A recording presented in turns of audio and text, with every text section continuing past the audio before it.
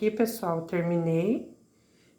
Eu colei, então, ali com cola quente, né? E coloquei um detalhezinho, um botão que eu tinha aqui. Esse roxinho e as florzinhas, são aviamentos. Você compra em loja de aviamentos. Diz aí o que vocês acharam. Eu impermeabilizei com a resina e ficou assim.